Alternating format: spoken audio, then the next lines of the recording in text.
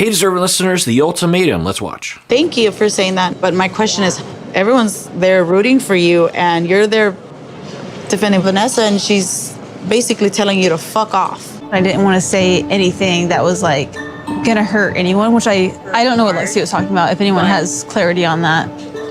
Okay, so they are confronting or asking Xander, I think, hoping to help Xander because they worry about Xander, I think, with regards to Vanessa's behavior towards Xander. But I also wonder if the other cast members have a bone to pick with Vanessa themselves, and they're now trying to figure that out through Xander or triangulating Xander or something. Or they feel triangulated into the conflict or the relationship between Vanessa and Xander. It would be normal to be that way.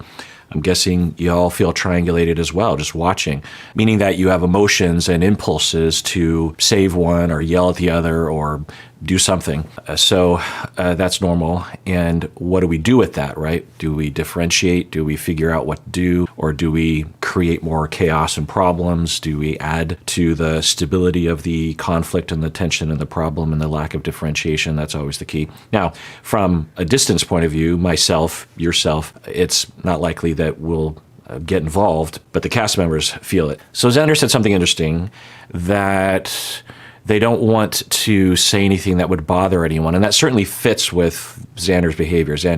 So I can't figure out what's going on with Xander. Is Xander just so securely attached and so mature and so healed that they just don't really have those reactions, you know? When I'm at my best and someone close to me is being mean to me, I rise above it and I see through the meanness towards the pain, towards the anxiety, and it just washes off my back. When I'm working with clients and I'm working with someone with a personality disorder or otherwise, and I provoke something in them and they displace or transfer to me and are angry at me about something that doesn't seem rational but is rational when you consider the people that wronged them in the past, and I can see through that, you know, I don't take it personally, and thus am not personally hurt or personally angry or upset or scared. For y'all with young kids, hopefully you have this differentiation and this insight when your 7-year-old kid comes home from school and had a bad day at school, is worried about being accepted or isn't feeling like they're doing well in school or something, and you know that and you feel bad, and you pick up your kid from school and they're in a bad mood, and you care, so you say, hey, you know, how'd things go at school? What did you have? What happened? You're just open. You just want to hear.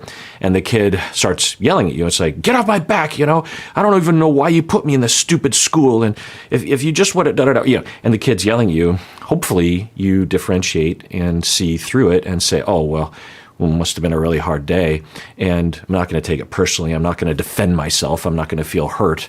I know that I didn't do anything wrong as a parent, and thus, you know, that's what they're saying. Plus, they're 7, so they don't see the world rationally yet.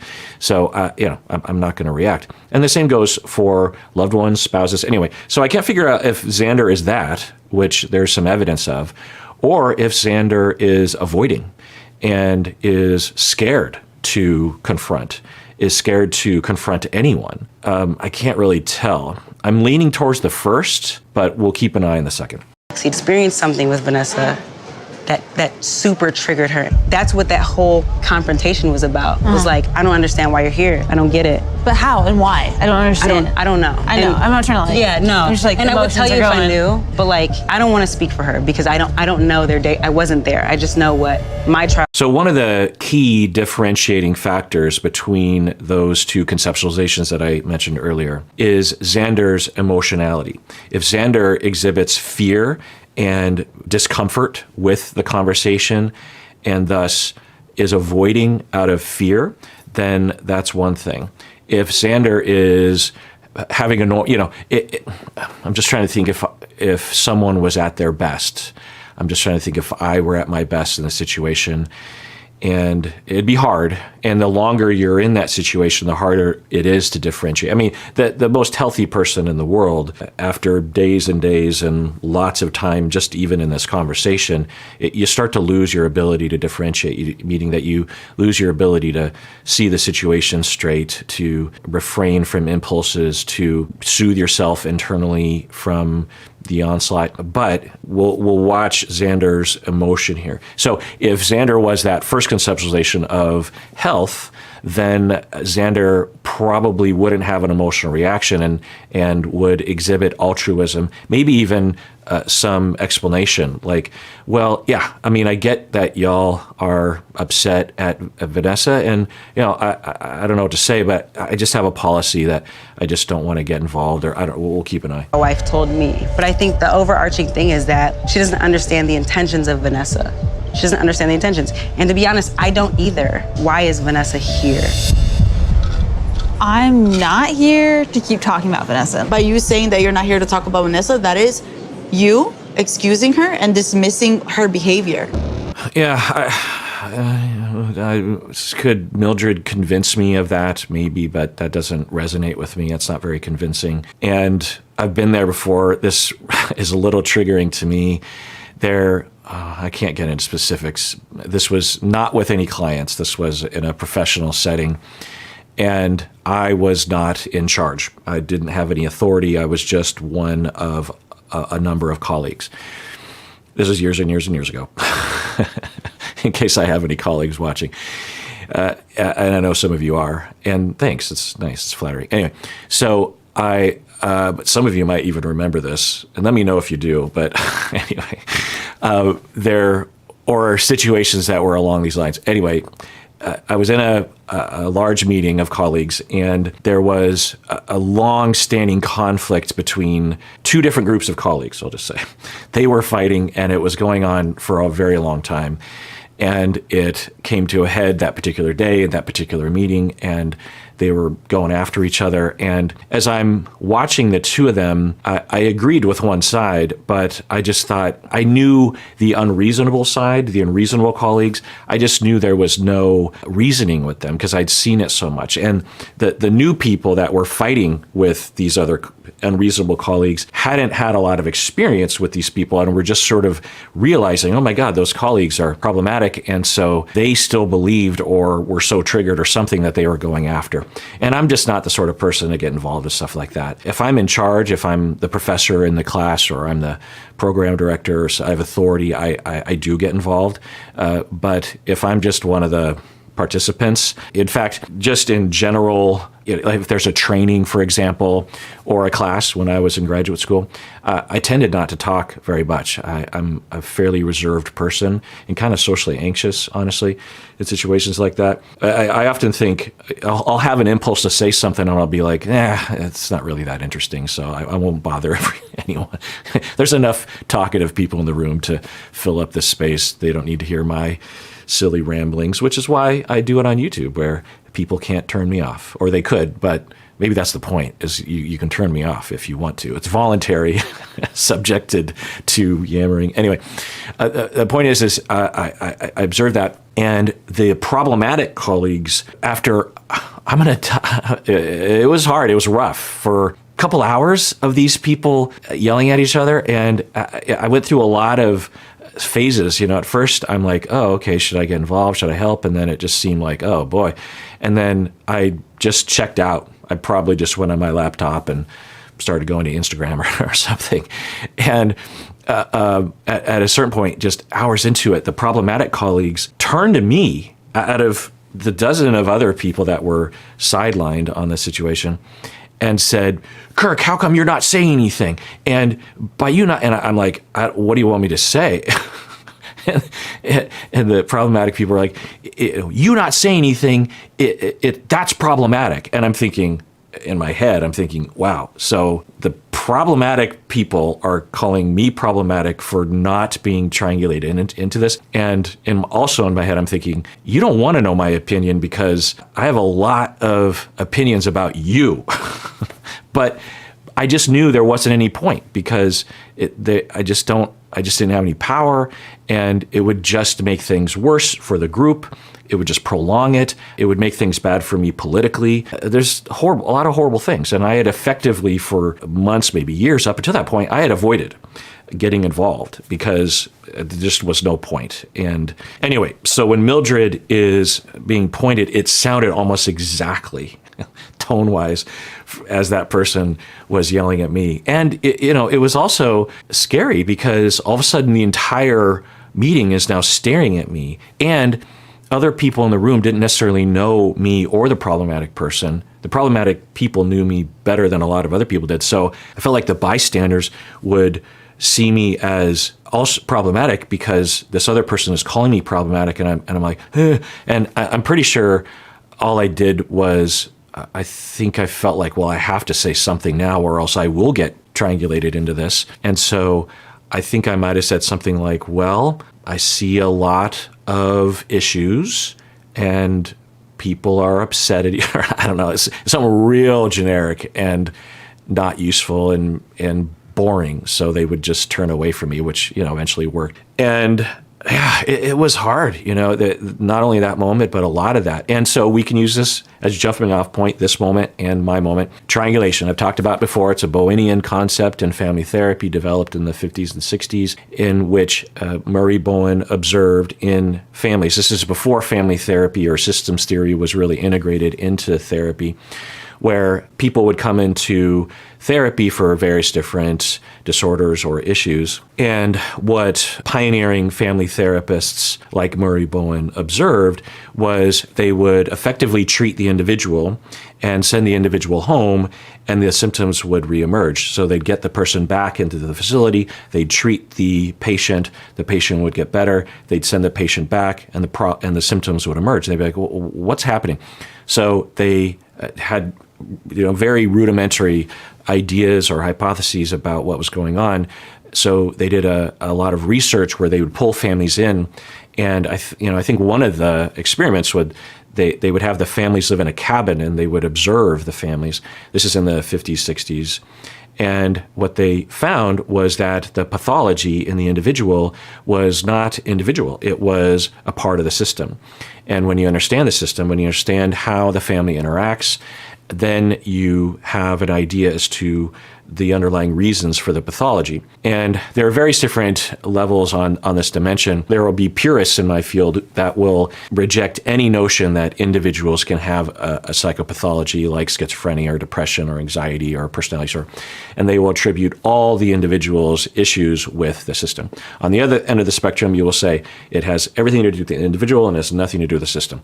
I'm more somewhere in the middle, where absolutely the individual brings to the table a personality and their own experiences, their own schemas, their own biology, and the system absolutely plays a role. So when they made this observation and Murray Bowen observed how families interact, one of the key observations that he and his colleagues made was that when there's conflict between two people, when there's tension, when there's anxiety, then the tendency is to pull in a third. If it's two people that are having a bad marriage, or two people, another example is that you just met someone and you don't really know them that well, and you're worried that they don't like you, or you're worried you're going to say something stupid, and so you will triangulate a third. You might talk about the weather, for example, or you might just talk about someone else. Another classic example is, say you have two friends that don't know each other. Maybe it's your partner and your friend, and your partner and your friend don't know each other. And so you want them to like each other, and so the three of you go out and you're trying to help them get to know each other. And then these two people have a conflict between the two of them because they don't really know not conflict, but tension, right? There's anxiety. And so what they might do, if the differentiation is low and the maturity is low and the ability to sift through emotions is low, that's low differentiation, then these two people might triangulate against this person. They will scapegoat you.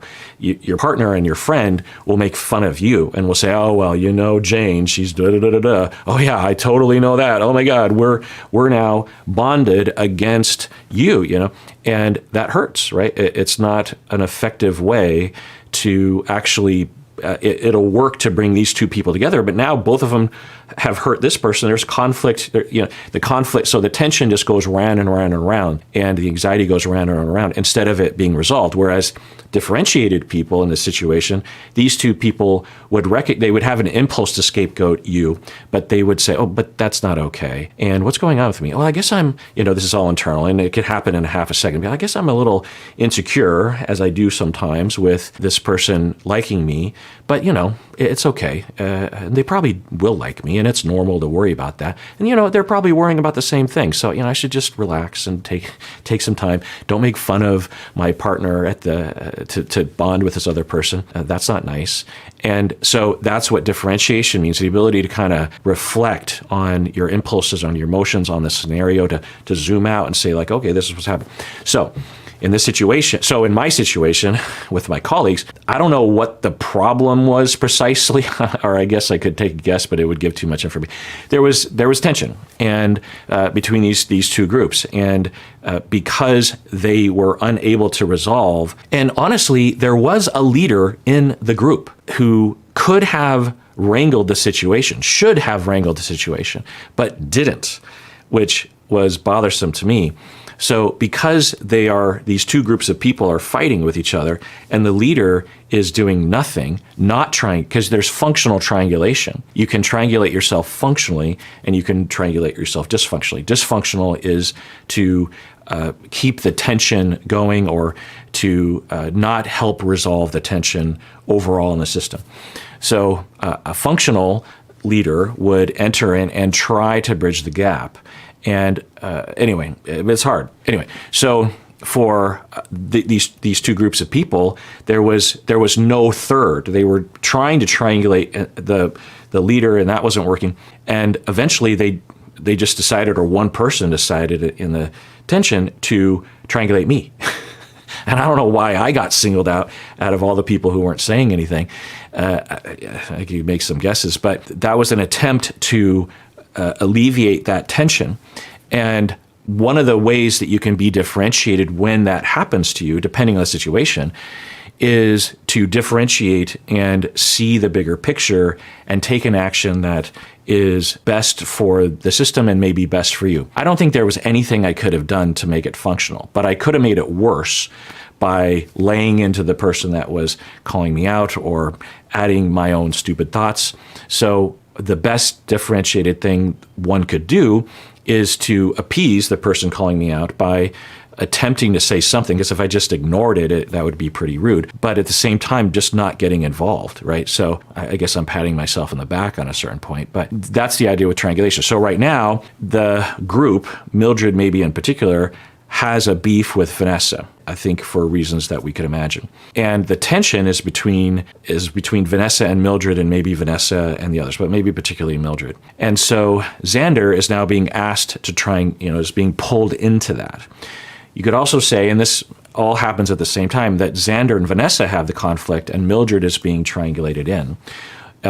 One of the ways of analyzing this or conceptualizing it is the third member is appointed or elected to be that third member, and they often, depending on the situation, will insert themselves at the same time. So when in my colleague meeting, they were pulling me in. I was not trying to get involved. I was actively avoiding getting involved. One could argue by actively avoiding, maybe I was kind of inserting myself because it was noticeable I wasn't getting involved or something. I don't know.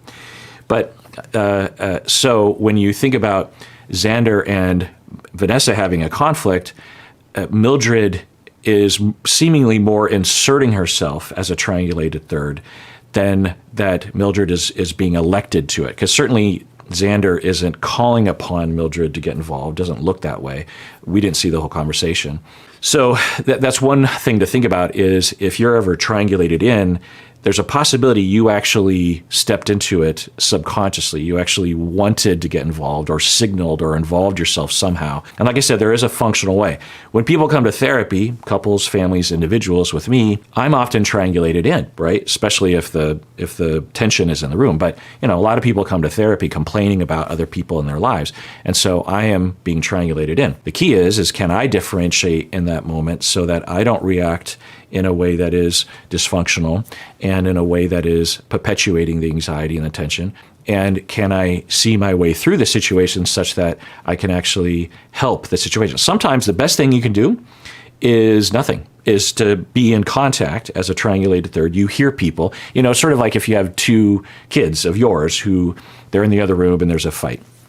And this is actually kind of a key principle in parenting, as I'm sure a lot of you understand. Yeah, it depends. Parenting is, eternally complicated, and every situation is different. But the general principle is the siblings come to you. You hear something in the other room, like, "What? Get up!" And then they come in the room and they're like, Johnny won't share this toy, and then Johnny's saying, "Well, she keeps taking my toy. I just wanted this one toy. It's my toy." And you can't really tell who's right and who's wrong.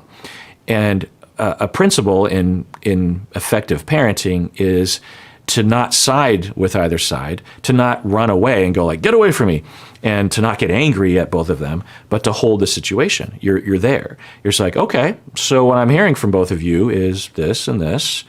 Tell me what happened." They start telling you, and you still can't tell what really happened because they each have their own version. And you're like, well, what do you think the two of you should do? That's a principle of helping kids to learn how to do things on their own. If every single problem in their life, they come to you and you fix it, then that doesn't usually help them. And parents with multiple kids understand this because they learn it very quickly, because you learn, if I don't nip this in the bud, they're going to come to me for everything, and I've got other things to do with my life than to, adjudicate. Plus, it means that they don't learn how to pre-deal with their problems in the moment, right? You want them to learn how to deal in the moment so that you don't have to fix all their problems. Anyway, and one of the worst things you can do for a kid, well, not one of the worst, but a bad thing you can do for kids is to fix all their problems, honestly, depending. Like I said, parenting is eternally complicated. But so that's triangulation, but that's functional triangulation. That's helping them. That's helping them to resolve the conflict and helping them to differentiate. But you have to remain differentiated yourself. You have to be differentiated yourself. You have to have that ability to see through and to know your emotions and to take a step back just internally, because as a parent, you might get anxious. Anyway, so lots of yammering. For Xander is being pulled in, I think, to Mildred and Vanessa. So let's see what Xander does. This episode is sponsored by BetterHelp. Let's talk about self-awareness. I'm often talking about a connection with the self, a connection with who you are, what you want, what you need, this kind of thing. And how for some people, since they weren't attuned to enough as a child, they don't have a strong connection with the self, and therefore they have to go through a lot of therapy to get in connection with the self. But really, I don't know anyone who doesn't cut themselves off from their needs. None of us were 100% attuned to 100% of the time. And of course, that's where therapy can help everybody. And as a therapist, I've witnessed clients discover mind-blowing aspects of themselves that really helped them in their lives. Well, that's where BetterHelp comes in. BetterHelp connects you with a licensed therapist who can take you on that journey of self-discovery wherever you are. It's entirely online. It's designed to be convenient and flexible to your schedule. So discover your potential with BetterHelp. Visit betterhelp.com/Kirk today to get 10% off your first month. That's BetterHelp, HELP.com/Kirk. I'm not here to keep talking about Vanessa. By you saying that you're not here to talk about Vanessa, that is you excusing her and dismissing her behavior. Yeah, we already saw that clip, but I just want to say, it's just like, Xander is presumably this is a truncated version of this conversation, and Xander is drawing a line. It's just like, I don't want to talk about Vanessa. Vanessa isn't here. And it's actually kind of a good principle. It depends, but it's a very common thing that people will talk crap about people behind their back. That can be very dysfunctional and very hurtful and very problematic, especially for Xander if you're in love. You love Vanessa and you don't want to be doing that. You don't want to be airing the dirty laundry or something. It's up to Xander to do that. And so for Mildred to, I'm just going to say it, be hostile and attack Xander for drawing a personal boundary is, So I don't know if we can evaluate Xander's position between those two conceptualizations I yammered about earlier about whether or not Xander is above it and differentiated and mature and can see past Vanessa's defenses towards the vulnerability, or if Xander is terrified of conflict or terrified of speaking their voice. I don't know if we're going to know, because I was saying the differentiating factor would be emotionality, but right now you can imagine even if Xander were the first person, Xander would be like, I'm being attacked right now. This doesn't feel good. So anxiety, emotionality might just be because Mildred's being mean. Own up to the fact that that's the person you came with. I don't feel her feelings. I'm not her. I am a whole different ass person. But I do than think her. that we should And if we're looking for evidence, what Xander just said is highlighting another aspect of differentiation. Differentiation refers to two different domains. One is your ability to differentiate between your feelings and your intellect. There's a lot of different words for this, but essentially a good example of this difference is in the example I gave earlier. When the problematic colleagues called me out, I have a lot of emotions in that moment, right? I have emotions of anger and hurt and fear, and I have an impulse to be hostile towards the problematic people. I have an impulse to run out of the room. And so if we delineate, which is impossible, and it's just a model of looking at the way our personalities operate, it's not like these things are separate exactly. But anyway, if we look at the emotions of it, those are the emotions. My reasoning ability or my intellect is the ability to look at those emotions and look at the impulses and evaluate them sufficiently and know that although it feels like a fight or flight situation, right? I might have even had a jolt of fight or flight. Oh, what's happening? And there's a threat there. The intellect and the reasoning can look at that and say like, well, I'm not actually in danger. And you might actually cause more problems for yourself if you act from that fight or flight place, if you act as if it is a threat. The more you can act like you're not threatened, the more people will just go away if you just sort of relax. Because if you act threatened, then the colleagues that I kind of agree with might actually pull me in and say, he's on, So it's just like, I just knew it was best to stay out of it. And that's one domain between feeling and intellect. The other domain of differentiation is differentiating between yourself and other people. And it doesn't mean that you're separate from other people, but you have a greater likelihood of being able to, more often than not, because no one's perfect with this, to know that there's a difference between me and there's a difference between you. The way that I like to describe it is that when you choose, and it's healthy to do so, you can meld with other people. When you're in love and you're rolling around in bed and you can just feel like we're the same person, right? You close your eyes and you lose touch of the boundary between you and the other person. Or you are with someone for decades and you're married and you're very close to them, and you think of our life together. These are our kids, or this is our house, or our future, instead of my future and your future. There's a lot of different ways we can describe it. So when we want to, and it's healthy, we can meld with other people. We can merge and overlap with others. But when we need to, and when it's healthy to do so, we can separate. If I'm having a fight with my wife or something, or some kind of disagreement, or another example is my wife is having some sort of emotional issue. And in those moments, if I completely stay melded with her, I will also have the issue. I will lose track of like, well, I'm not having the issue, she's having the issue, right? Or in a conflict, I would have to know like, well, I want her to think like me, but she's not me, and that's okay. We're not the same person. There are other times when I want to believe we're the same person, and it feels good or we're the one entity, you know what I mean?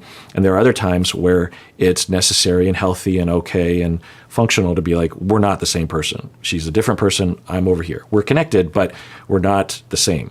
And so that ability to flexibly move between those two states, and it's pretty complicated. But what Xander just demonstrated was that ability to say, I am not Vanessa. I'm a totally different person.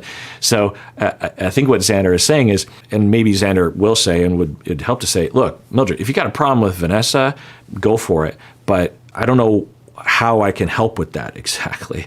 And also, Xander might feel blamed themselves. Mildred seems to be kind of blaming Xander for Vanessa's behavior. And it'd be very tempting, right, if you lack differentiation to actually feel like, ooh, it is my fault. I am responsible for Vanessa's behavior, when you're not. Mildred even said that. You got to take some phrase of, you got to take responsibility for bringing her on this show or being with her. You have to justify yourself for the reasons why you're being with her. And that just doesn't make sense to me. I don't feel her feelings. I'm not her. I am a whole different ass person. But I do than think her. that we should believe Mel. I'm not excusing her. corner you, but I'm do not you excusing believe- her. But I will say that I am not trying to talk about my ex for this entire party.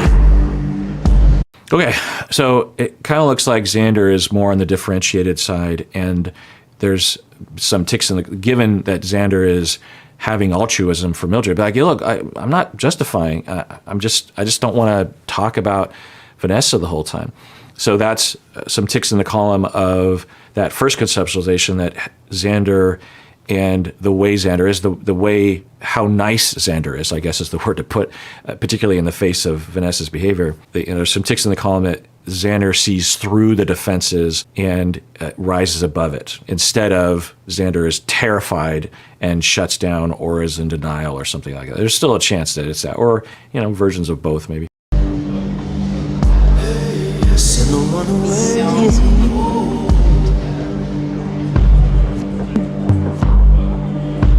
Okay, so now Xander is walking away. Does that indicate some anxiety? But at the same time, again, this is a truncated conversation. I'm guessing they edited it. And would it be totally rational and differentiated and mature for Xander to feel attacked for no reason and to be like, yeah, you know what, I'm going to walk away? Or does that indicate that Xander has a hard time facing reality? And this is one of the ways that Xander defends against reality, is to avoid and run away. What do you think? All right, well, that does it for that episode. Everyone, please take care of yourself because you deserve it. You really, really do.